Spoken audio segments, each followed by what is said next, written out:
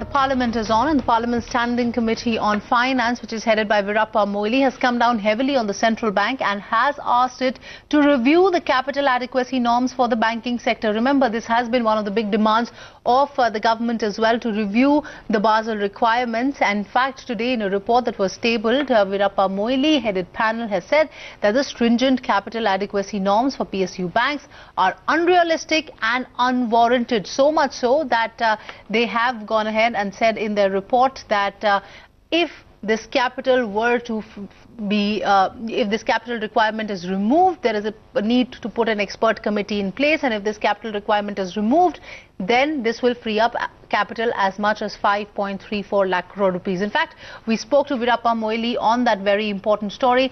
Let's hear him out. The several far-reaching recommendations were given. Even with regard to the PCA is concerned, we said that it has to be lifted, and recapitalization of the bank should be done in a big way. And several other reforms we have recommended. Reserve Bank of India has imposed that PCA, and that has really curbed the credit growth and also depositing-taking power of the bankers. I think this has to be relooked again, reviewed, and necessary action is taken for the PSA. Otherwise, banks will become more weaker, and they will not be in a position to lend, they will not be in a position to collect deposit. Practically, the banking sector itself has come to paralysis because of the PCA. The investment sector itself is affected largely, and consequently, the investment sector is stopped. That means MSME and other unorganized sectors are concerned. They will not be in a position to create any jobs.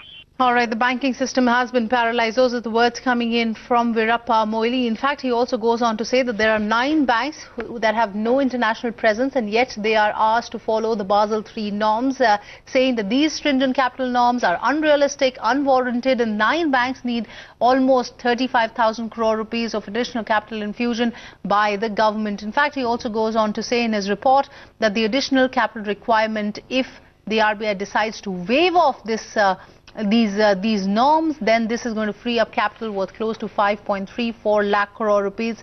They've also said that there is a need for the RBI to relook at these norms and perhaps even come out with an expert panel report that can look at how Basel norms have been put in other countries, and what is the requirement of Basel as compared to the needs of the Indian economy.